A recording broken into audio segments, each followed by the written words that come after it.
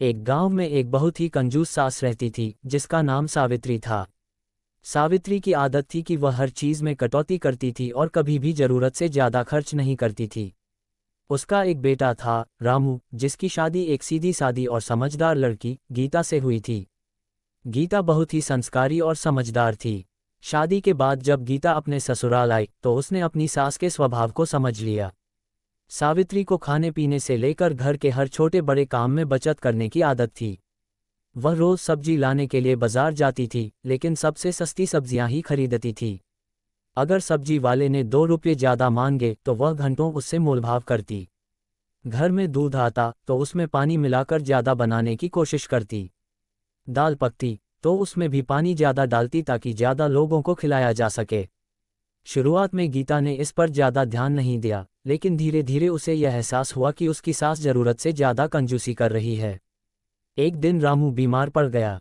Doctor ने कहा कि उसे पौष्टिक आहार और फल खाने की जरूरत है।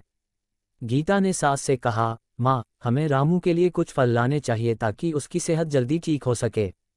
सावित्री बोली, फल तो बहुत महंगे होते हैं, ऐसे में घर का बना खाना ही काफी होगा।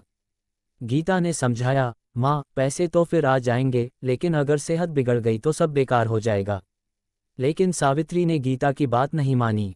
गीता ने अपनी बचत के कुछ पैसे निकाले और बाजार से फल ले आए। रामू ने अच्छे आहार से जल्दी ही सेहत पा ली।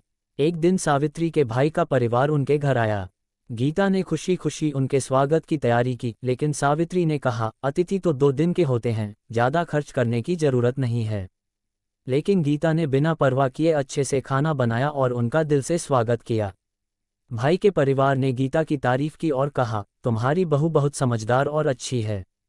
इसकी वजह से इस घर में सुख शांति बनी रहेगी। धीरे धीरे सावित्री को एहसास हुआ कि उसका अत्यधिक कंजूस स्वभाव घर के माहौल को नकारात्मक बना रहा था। उसने महसूस किया कि पैसा बचाना जरूरी है, लेकिन जरूरत की जगह खर्च करना भी उतना ही जरूरी है। उसने गीता से कहा, बहू, तुमने मुझे सिखाया कि पैसे की बचत जरूरी है, लेकिन परिवार की खुशी और सेहत के लिए समय पर खर्च करना भी जरूरी है। मैं अब से इस बात का ध्यान रखूंगी। इसके बाद सावित्री ने अपनी कंजूसी की आदत को धीरे धीरे छोड़ दिया। घर में अब सुख शांति का माहौल बन गया। रामू और गीता के जीवन में भी खुशियां लौट आईं। सावित्री को समझ आ गया कि पैसा बचाना अच्छी बात है, लेकिन जरूरत के समय उसका सही उपयोग करना उससे भी ज्यादा जरूरी है। इस प्रकार गीता की समझदारी और प्यार ने कंजूस सास के स्वभाव को बदल दिया और घर में खुशहाली आ गई।